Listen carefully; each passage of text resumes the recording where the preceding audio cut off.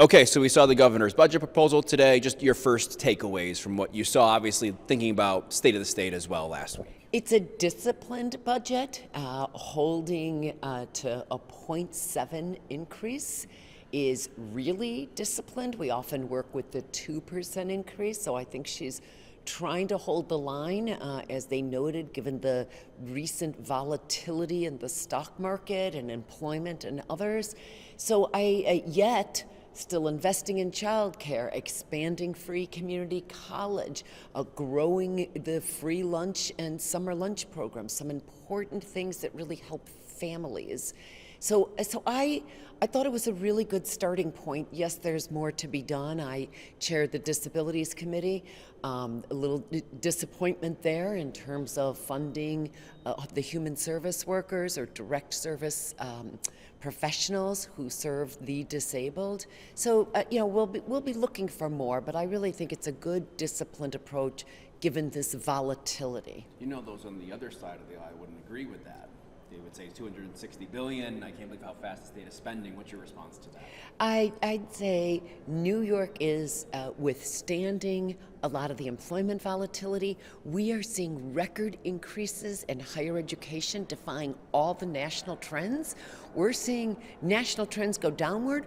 We're going upwards because we are keeping college affordable and expanding free community colleges, and it's paying off.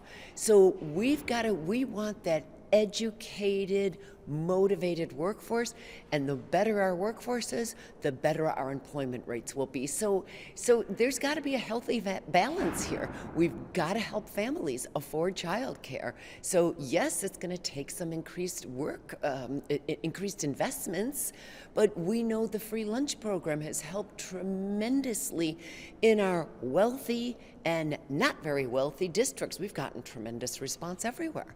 So investments matter. Our economy, we need to keep withstanding these really disturbing negative federal trends on higher ed, unemployment, and more. Looking at the child care proposal, that's probably one of the bigger ones this year. Yes. Is there enough in there for infrastructure and workforce right now? Because you need those to be able to pull this off at the end of the day. Yes, that's why it's a multi-year plan.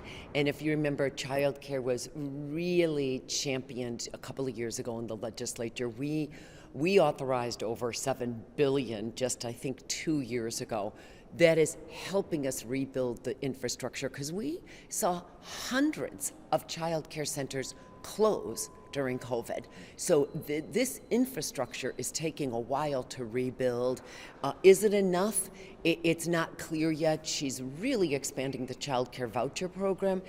They admitted it won't solve it all, so we've got to look at the numbers. Today was just the first look at it all. We've got a lot of work ahead. It wasn't a part of the presentation, but in the Q&A, you look at the budget book, the raise the age is referenced once, and it's sort of past what we've done before. And I know there were some that were calling for ways to change the funding mechanism. There was calls, some others wanted to go farther and change some of the wording in the legislation. It seemed like she's putting the ball in your court. What do you expect from your conference, from the Senate side, and maybe a counter proposal when it comes to raising?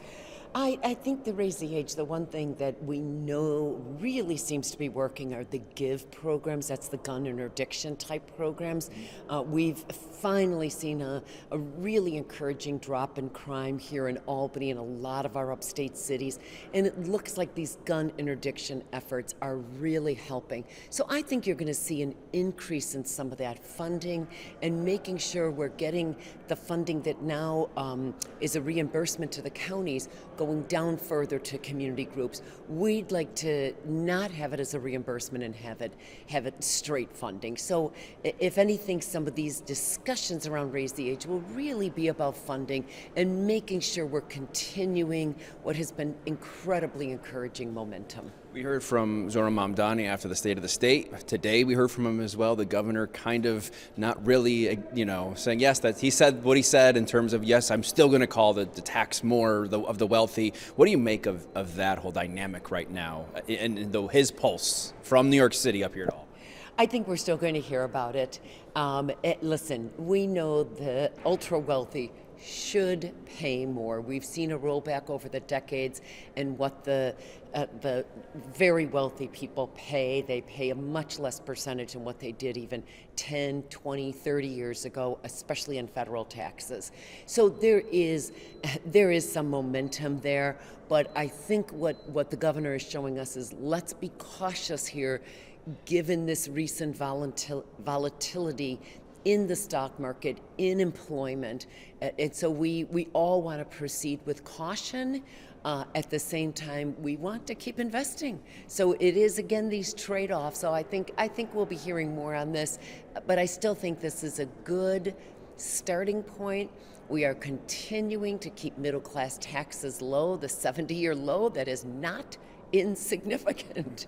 So we'll see more. I think there are some taxes that are not income related, they're revenue related, that may hit the wealthy that way as well, like the pied-à-terre tax, which is really affecting housing availability for people that have second homes and in New York City, and it hurts the homeless. It hurts the housing growth. So there's also other revenue raisers that I'm sure will be explored. Are you going to try and get your legislation regarding ICE and masks in the budget process, or is that going to be for the rest of the session? I will try to move that legislation any way I can move it. Sure. Yeah. I am highly motivated. We are seeing more and more horrific news coming out of Minneapolis, with now adding in Border Patrol agents and possibly calling up the Army.